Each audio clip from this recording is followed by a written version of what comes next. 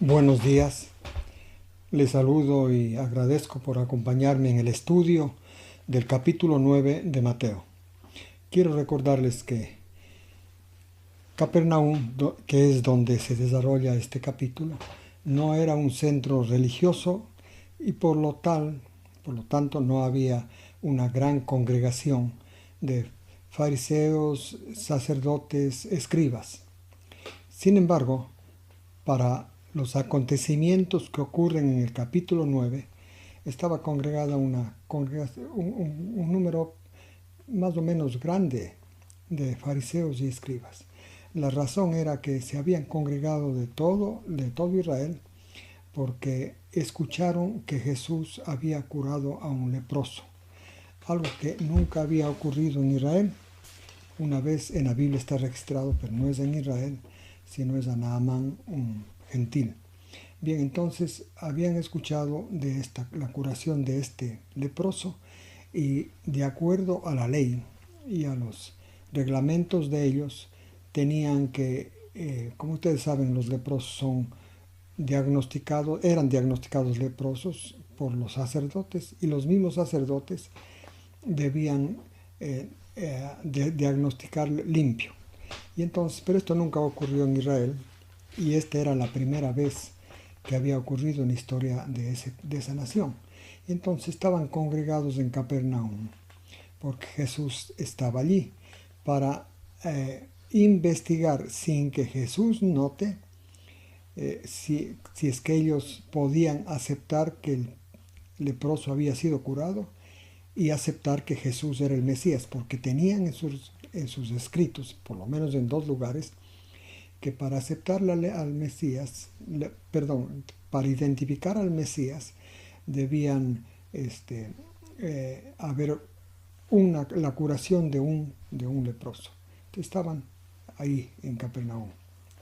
En esta atmósfera se desarrolla lo que vamos a leer. Jesús se embarcó, estaba en la tierra gentil, donde curó a 2 endemoniados, cruzó al otro lado y vino a su ciudad, Capernaum. Miren, le trajeron un paralítico echado en una camilla y viendo Jesús la fe de los que le traían al paralítico, le dijo al paralítico: anímate, hijo, tus pecados te son remitidos. Bueno, hay que considerar dos cosas. Que los hombres que trajeron al paralítico lo que querían es que Jesús le cure de su parálisis, número uno. Y número dos, los dirigentes religiosos, como digo, estaban muchos ahí, consideraban que la parálisis era el resultado del pecado. Y entonces se admiraron ellos, por supuesto, no el paralítico. El paralítico sí, él estaba convencido, igual que los dirigentes religiosos, que su enfermedad era resultado de sus pecados. Y escuchó la voz que Jesús dice que sus pecados le eran remitidos. Y entonces, por otro lado, en el versículo 3, los escribas dijeron en sí mismos: este habla impíamente. Pero Jesús, conociendo sus pensamientos, les dijo: ¿por qué piensan ustedes lo malo en su corazón? Porque ¿qué es más fácil decir: tus pecados te son remitidos, o decir: levántate y camina? A fin de que vean que el Hijo del Hombre tiene autoridad para remitir pecados, dijo al paralítico: levántate, toma tu camilla y vete a tu casa. El 7. Jesús, el paralítico, pues se levantó y se fue a su casa. El 8. Entonces, viendo esto, las multitudes se admiraron y glorificaron a Dios porque había dado tal autoridad a los hombres. Jesús aquí les leyó los pensamientos y además les estaba dando la evidencia mayor que el haber curado a un leproso, de que él era el Mesías. No solamente el Mesías como ellos lo concebían, un ser humano especial, Dios hecho carne, porque tenía el poder, la capacidad de remitir pecados. Solamente Dios, como bien dijeron, como bien está en el Evangelio de Lucas narrando este mismo pasaje, solo Dios puede remitir pecados. Pues Jesús exhibió esa autoridad. Y la gente se admiró de esa autoridad, como leemos en el versículo 8. Se admiraron y glorificaron a Dios que había dado tal autoridad a los hombres. La gente, sin embargo, creía que algún hombre podía tener esa autoridad, pero en realidad los dirigentes religiosos sabían que solo Dios tiene la autoridad para remitir pecados. Por otro lado, la multitud que le escuchó a Jesús el sermón del monte, al terminar, reconocieron la autoridad que tenía Jesús para enseñar. Ahora vemos que la multitud reconoce que Jesús tiene autoridad para remitir pecados. No olviden que remitir pecados no es lo mismo que perdonar pecados. La remisión de pecados, esta obra que solo Dios puede hacer, porque es Dios el que tomó los pecados de la humanidad y los puso en Jesús. Por esto leemos en Isaías 53:6, en Juan 1:29, en 1 de Pedro 2:24. Fue Dios que tomó los pecados de la humanidad y los depositó en Jesús en el Getsemaní. Por esto Jesús subió con los pecados, llevando los pecados de la humanidad en su cuerpo a la cruz. Solo Dios puede hacer esto. Esto es importante. Los gentiles no entienden esto porque creen que Dios perdona pecados. Dios remitió los pecados. Otro punto interesante. Dios no espera que el pecador le confiese sus pecados para remitirlos. El paralítico no confesó ningún pecado y Jesús, antes que siquiera intente, aunque él nunca intentó, ¿no? El paralítico, antes que siquiera intente pedir la remisión de sus pecados, Jesús le declaró que sus pecados habían sido remitidos. Esto es importante tener presente porque esta es la relación de Dios con el pecador. Le perdonó, le remitió sus pecados antes que cualquier pecador confiese algo. Bueno, vamos a los versículos 9 al 13. Jesús salió, llegó ya a su ciudad, hizo este milagro y luego salió de esa casa donde estaba y se puso a caminar y pasó por la oficina de Mateo. Él era un cobrador de impuestos. Dice, Jesús se fue de allí, estoy leyendo el 9, y vio un hombre llamado Mateo sentado en la oficina de tributos. Él le habló y le dijo, sígueme. Levantándose Mateo le siguió. El 10. Y entonces sucedió que estaban sentados a la mesa Mateo, Jesús como su invitado y los discípulos. Y entonces al saber esto, vinieron muchos recaudadores de impuestos y pecadores y se sentaron con Jesús y sus discípulos. Querían compartir socialmente con él. Y Jesús estaba listo para eso. Porque como leemos más abajo, para eso vino. Y vieron el 11, y vieron los fariseos, estos que estaban buscando asegurarse que Jesús había curado al leproso y que eso testificaba que él era el Mesías. Pero claro, ya estaban con una disposición a rechazarle a Jesús. Bueno, y entonces los fariseos les dijeron a los discípulos, ¿por qué razón su maestro come con los recaudadores de impuestos y los pecadores? Esto dijeron a los discípulos, pero Jesús les contestó, el versículo 12, no tienen necesidad, les dijo, de médico los sanos, sino los enfermos. Así es que vayan y aprendan, lo que es misericordia quiero y no sacrificio, porque no vine a llamar justos, sino pecadores hasta a que se arrepientan. Bueno, quiero explicarles el término arrepentimiento. En el Antiguo Testamento, quiero decirles que el arrepentimiento del Antiguo Testamento, Antiguo Pacto, es diferente al arrepentimiento de los días de Jesús y diferente al arrepentimiento del Nuevo Pacto. Les explico las diferencias. El arrepentimiento en el Antiguo Testamento, ellos hacían a menudo para lamentar que habían fallado en cumplir la ley y aspiraban a llegar a cumplir la ley. Para esto ayunaban. Esto era en los días del Antiguo Testamento. Con Jesús, Él viene predicando el arrepentimiento. El arrepentimiento que es el reflexionar. La palabra griega es metanoeo, junto a la mente, que es reflexionar. Esto llamó Juan el Bautista y Jesús a que reflexionen. Esto es, a que miren su vida y además aprendan a oír lo que Jesús iba a enseñar. En cambio, este es el segundo arrepentimiento, reflexionar. El tercer forma de arrepentimiento, que es la del Nuevo Testamento, es la de cambiar del antiguo pacto al nuevo pacto. Esta es obra de Jesús, que según leemos en Hechos 5:31. Los tres arrepentimientos. El de ahora, que existe el de ahora, es el de Hechos 5:31. Jesús nos cambia a los del antiguo pacto, a los que viven de su obediencia, al nuevo pacto, a los que viven de la obediencia de Jesús. Bien, en los versículos 14 al 17. En esas circunstancias se acercaron, o sea, cuando estaban en esto, de estas preguntas que hicieron los fariseos y que Jesús estaba contestando. En esas circunstancias se acercaron a él los discípulos de Juan, a Jesús, y le dijeron: ¿cuál es la razón por la que nosotros y los fariseos ayunemos y tus discípulos no ayunan? Jesús le respondió, el versículo 15: los hijos del novio no pueden entristecerse estando con ellos el novio, pero vendrán días cuando les será quitado el novio y entonces ayunarán. El 16. También no pongan un remiendo de tela nueva en un vestido viejo, porque el remiendo, al encogerse, tira el vestido viejo y lo rasga, produciéndose una rasgadura peor. 17. También nadie echa vino nuevo en odres viejos, porque los odres viejos revientan y el vino nuevo se derrama, y los odres se destruyen en consecuencia, y el vino nuevo, pero el vino nuevo más bien se pone en odres nuevos, para que ambos se conserven. Bien,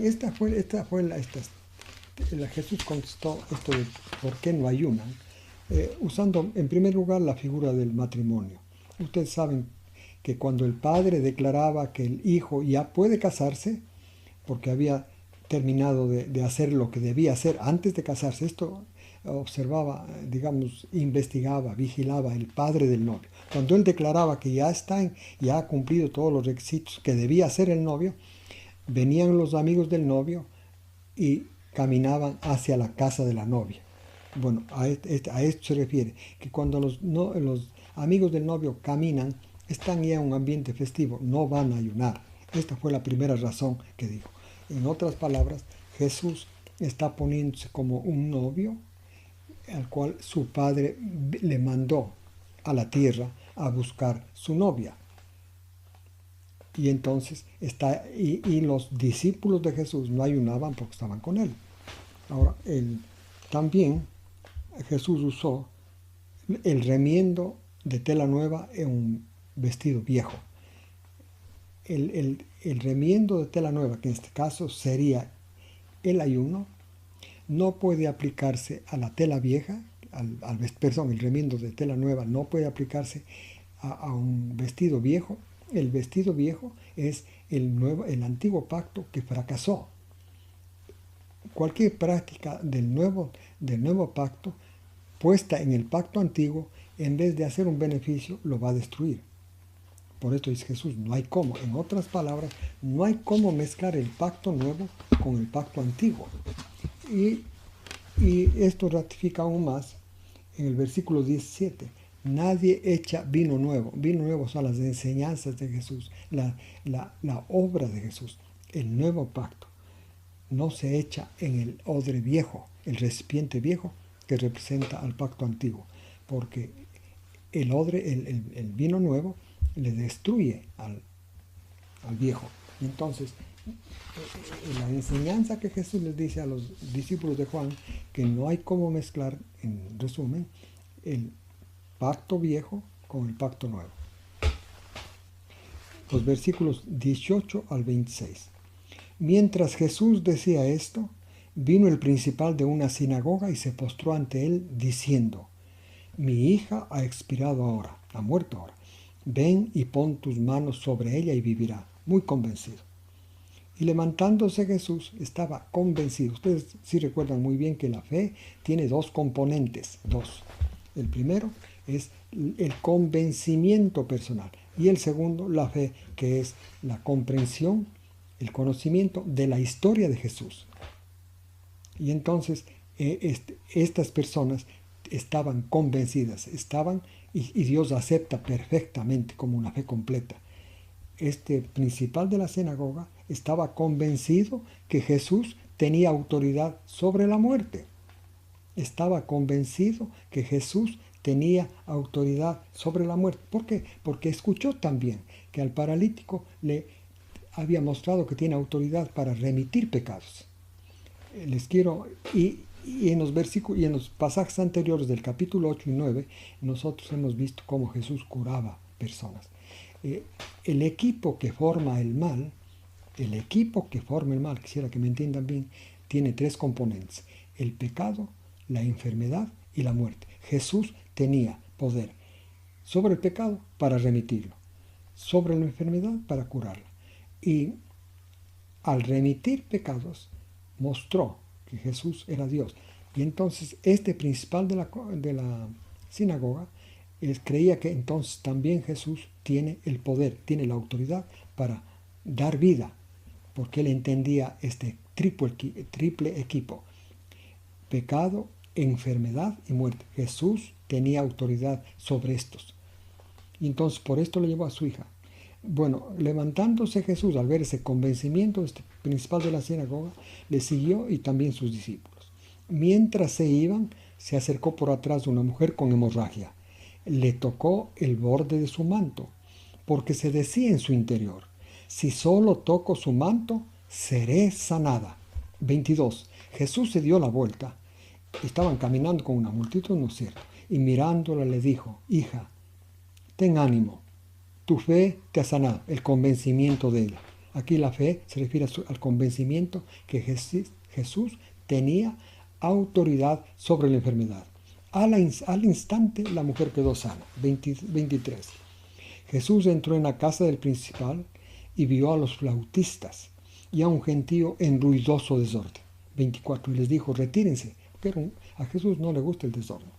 Retírense, porque la muchacha no ha muerto, sino está dormida. Y la multitud se burlaba de él. 25. Pero cuando sacaron a la multitud de la habitación donde estaba la chica muerta, Jesús entró, tomó su mano y ella se levantó.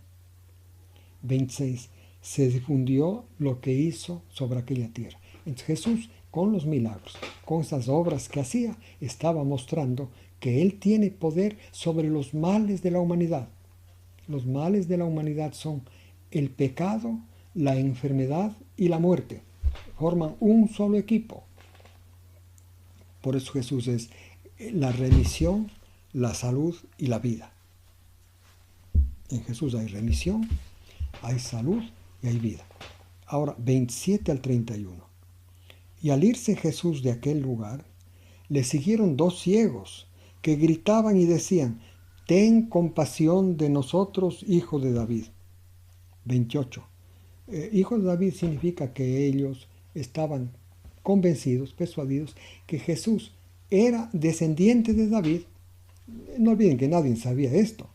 Simplemente ellos dedujeron por lo que oyeron, eran ciegos. Oyeron los comentarios que la gente hacía del sermón que Jesús dijo en el monte, número 1, y la autoridad que tenía para enseñar lo que enseñó en el sermón del monte, y 2, las enfermedades, curarlas de enfermedades, prácticamente de toda naturaleza. Esto les convencieron a ellos que Jesús era el descendiente de David, porque está prometido, ¿no es cierto? Dios le prometió a David que le iba a dar un descendiente. David creyó que era Salomón, pero Dios estaba refiriéndose no a Salomón, sino estaba refiriéndose a Jesús, el Mesías que reinará desde la tierra de Israel, toda la tierra en el milenio. Bueno, entonces, por esto le llamaban hijo de David, le estaban reconociendo como el Mesías rey. Estaban convencidos. Después de esto, Jesús entró en la casa, se acercaron estos dos ciegos y Jesús les dijo: ¿tienen fe? ¿Realmente están convencidos de que esto puede hacer? Ellos estaban convencidos por razón de que el Mesías rey que esperaban, que era el que tenía autoridad también sobre las enfermedades. Por esto ellos recurrieron a Jesús. Sí, Señor, le contestaron ellos, sí, estamos convencidos. Entonces el 29, Jesús les tocó los ojos y les dijo, según la fe de ustedes se ha hecho. 30, fueron abiertos los ojos de ellos y Jesús les advirtió con voz solemne que nadie llegue a saber lo que Jesús había hecho. Jesús lo que estaba haciendo, si ustedes leen, más adelante van a leer, cuando Juan el Bautista le pidió que le dé señal a Jesús de que si era o no el Mesías, Jesús la señal que dio fue la lista de milagros y prodigios que había hecho. ¿Por qué? Porque eso Israel estaba consciente que el Mesías iba a hacer esas obras.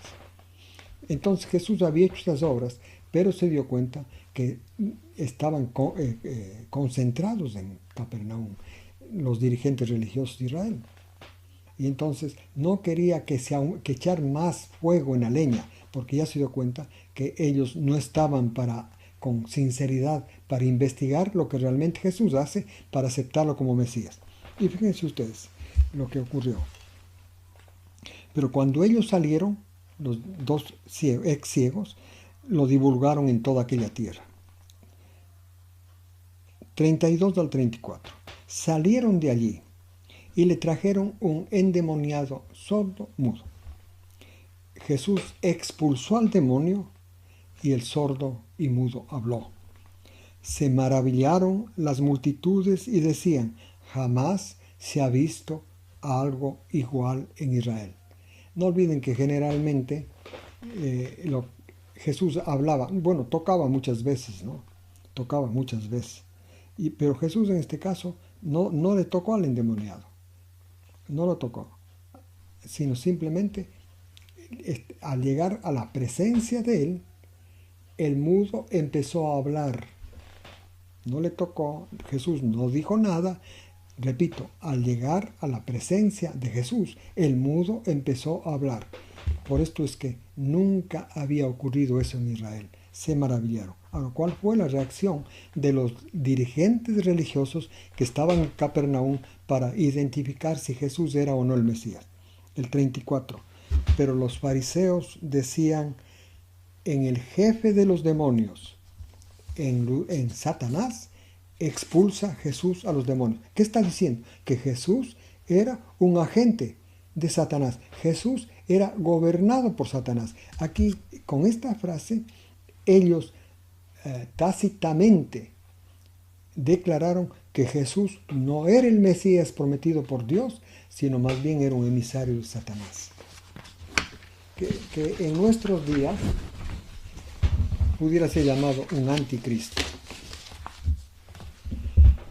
El anticristo. Ahí lo rechazaron a Jesús. Desde ahí los dirigentes religiosos del judaísmo eran completamente extraños, enemigos de Jesús. Desde ahí, desde el capítulo 9 de Mateo. Ahora, versículos 35 al 38. Jesús recorría todos los pueblos y aldeas de Galilea, ¿no es cierto? Enseñando en las sinagogas de ellas y anunciando el evangelio del reino y aliviando toda enfermedad y dolencia del pueblo. Jesús tenía ya una fama extraordinaria en todo Israel, en toda la nación de Israel. Y entonces el 36, Jesús veía cómo la gente se agolpaba alrededor de él. Tuvo compasión de las multitudes, dice el versículo 36, porque estaban desmayados y abatidos como ovejas que no tienen pastor. Aquí no estaban del cansancio físico y abatidos físicamente. Jesús los veía sin dirección espiritual, muy parecido a lo que ocurre ahora.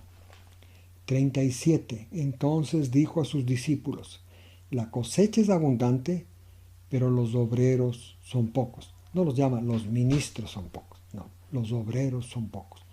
38. Por lo tanto, rueguen al Señor de la cosecha que envíe obreros a su cosecha. Aquí no está Jesús diciendo, pidan al director misionero que sea más activo y promueva obra misionera. No, aquí está diciendo que hay que pedir a Dios, al Padre, que mande obreros a trabajar en la viña del Evangelio, en la cosecha del Evangelio. Y otro punto, Jesús estaba hablando de cosecha, no de siembra. Dios el Padre había sembrado con la ley las condiciones requeridas para que aparezca el fruto del Evangelio, que es la aceptación de Jesús el Mesías. Muy bien, les agradezco por su atención. Que Dios los bendiga esta semana y les invito a que nos acompañen la próxima semana al estudio del capítulo 10 de Mateo. Gracias.